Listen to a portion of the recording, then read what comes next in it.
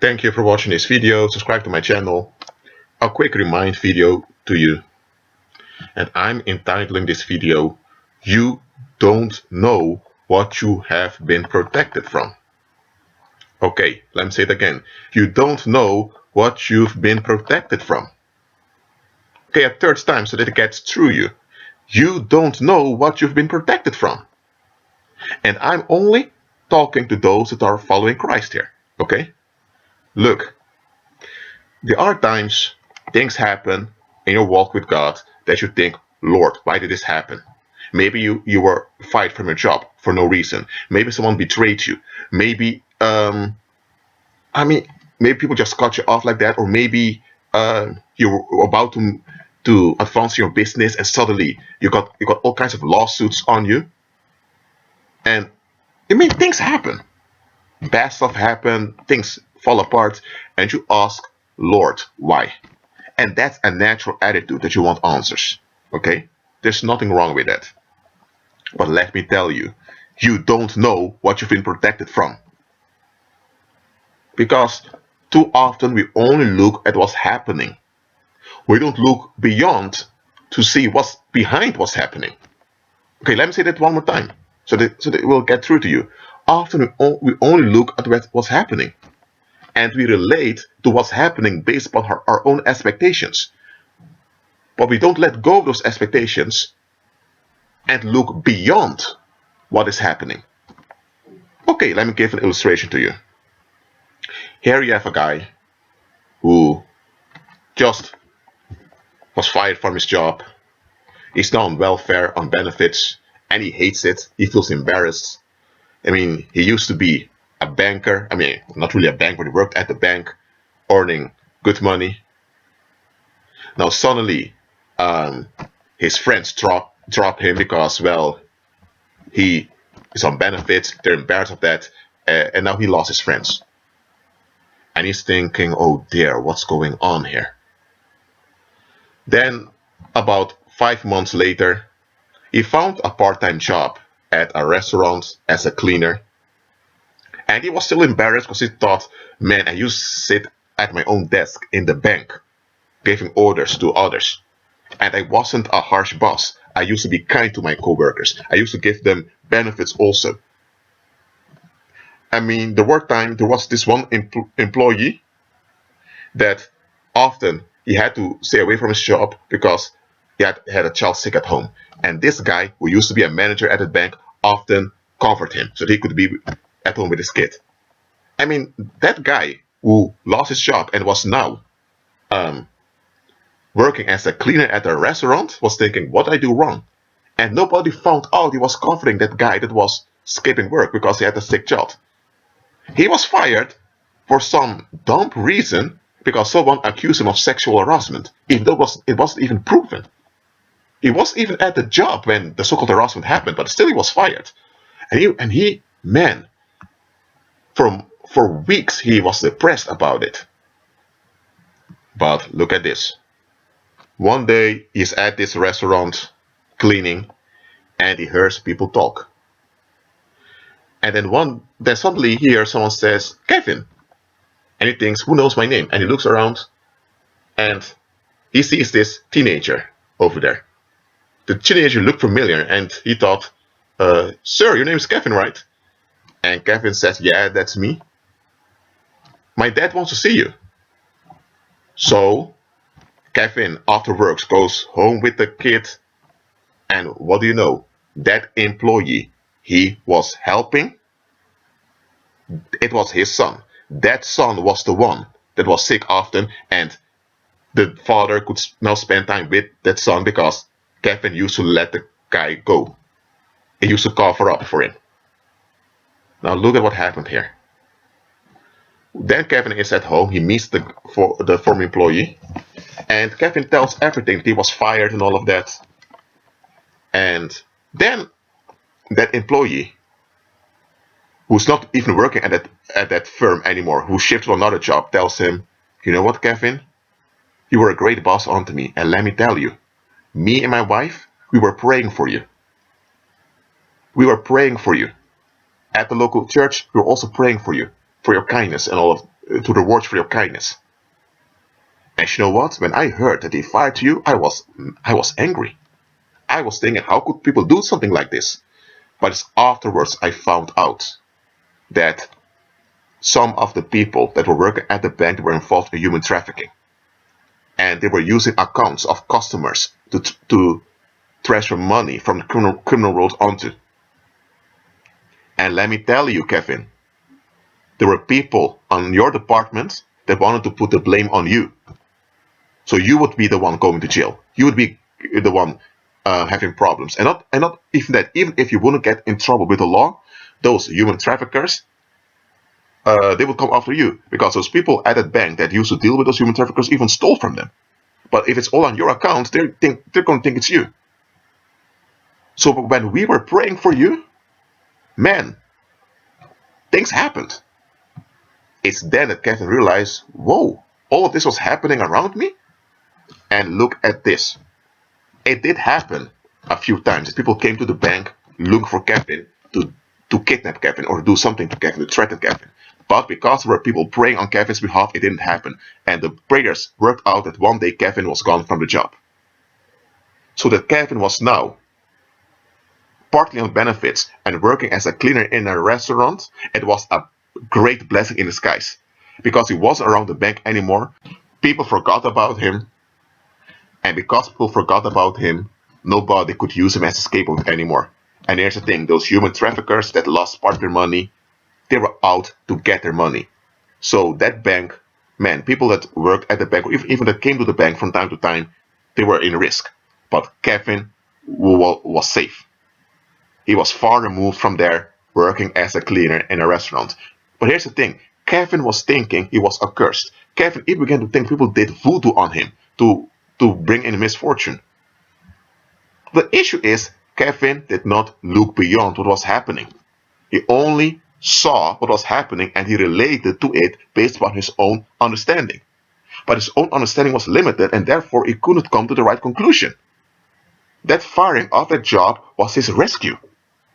And here's the thing, Kevin did not misbehave at the job. He did comfort that co-worker from time to time, but he did out of humanitarian reasons. He didn't steal, he didn't fraud, nor any of that. Nevertheless, Kevin was not aware of the danger that was around him. And this believer that worked over there, Christ used him as a blessing to that co-worker, to that boss. Let me tell you, believer, when things so-called go wrong, listen, first of all, you are a believer, you are in Christ. So things cannot go wrong with you. Circumstances around you can go wrong. Situations may be falling apart around you, but things cannot go wrong with you because you are in Christ. So you have no problems anywhere, nor with anyone. Other people have their issues that they project onto you, and they want to blame you for it, but you have no problem with anyone, anywhere, because you're in Christ, and He is the Lord. Understand that well. So look, when things so-called go wrong, you don't know what you've been protected from. Okay? You really don't. So, okay. Let me give another parable. If you already understand the message, you can stop listening here, but another parable over here. You have two friends. And both of them, well, they work and they go out from time to time. And they're responsible. And one day, at the club, they were there just having fun. And one of the other visitors of the club began to look for a fight with other people. So people had to leave the club because things were escalating. After that night, the first friend, let's call her Lisa, did not see Mary anymore. Mary afterwards didn't even speak to Lisa anymore. And Lisa encountered her a few times, but Mary just kept walking. And Lisa was thinking, what? What is this? And then Lisa, who soon afterwards met her fiancé, they were discussing the issue. And then the fiancé decided to go on the internet and look at the party photos again of about 2 years ago. And then the fiance, let's call him Andre. Andre asked Lisa, Lisa, is this Mary? And Lisa, yeah, that's her. She was my best friend. At least that's what I thought. Andre told her, Lisa, you gotta be kidding me, right? This was your best friend? And Lisa looks at him and thinks, Andre, what are you talking? Why are you talking like that? I mean, we knew each other since early college. I mean, what the heck? And Andre tells her then, Lisa, do you even know who Mary's friends are? And then Lisa said, well, she doesn't really have much friends. She only hangs out with me and a few other girls. A few other women, I mean. Then Andre told her, Lisa, this Mary she's hanging out with dangerous people. Narcissistic psychopaths. That is who she is around. You see those men over here? Andre showed her some pictures of some men. The men were obviously drug dealers or, let's say, criminals that were armed. And he told her, do you see these pictures over here? Isn't that best friend of yours, Mary? And then Liz looked at the picture. She was shocked. She was thinking, oh my God, well, what is this? She was completely shocked. That was not the Mary she knew. And then Andre continued, Lisa, I have a cousin who used to deal in drugs. He's not doing that anymore. One day at a party, I saw this hot chick, and I thought, oh dear, I want this chick. But my cousin told me, Andre, don't do it. Don't do it, Andre. She's going to bring you trouble. At the time, I was thinking my cousin just didn't want me to have a good time. I was thinking that my cousin just tried to withhold something good from me. So I approached her. And then Lisa thought, hold on a minute. You were dating Mary? Then Andre said, yeah. It only lasted for 2 weeks before she cheated on me and began to blame me. And there was this other guy she was involved with that wanted to knock me out. Because she was lying about me as if I was the one after her. As if I was the one forcing myself on her. And with me, she was doing as if someone else was forcing himself on her also. And then Lisa thinks, what? Look, Lisa, my cousin warned me that she would bring me in trouble. I don't know what's wrong with her. She has some attention deficit, something she just doesn't want to face. And she looks for compensation with all those men with cash. And everyone that hangs around her, Lisa, that hangs around her too much, also gets the attention from those sick men. I knew of a woman called Francina. And then Lisa asked him, were you in Francina the clerk, or I'm just making up a name now? And then Andre said, yeah, that's her. You know her? And Liz said, yeah, she used to be a co-worker with us, but she's gone now. We don't know where she went. Some people said she went to another country, that she fell in love. And then Andre told her, Lisa, that Francina used to hang out with this Mary often. And one of those criminals who was a human trafficker got interested in her. And that guy is quite obsessed. When he wants you, he goes after you. Well, if she was not around that Mary, that human trafficker wouldn't have noticed her.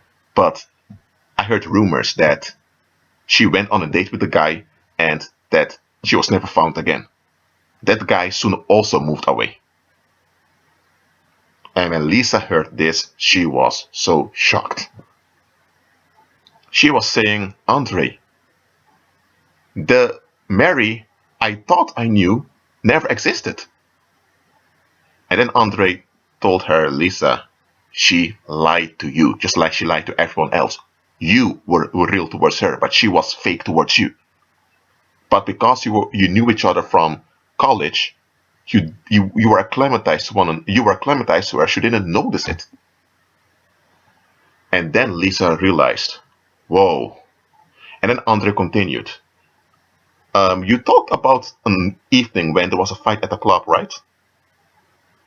Well, there was this guy I remember that had a conflict with another guy concerning this Mary.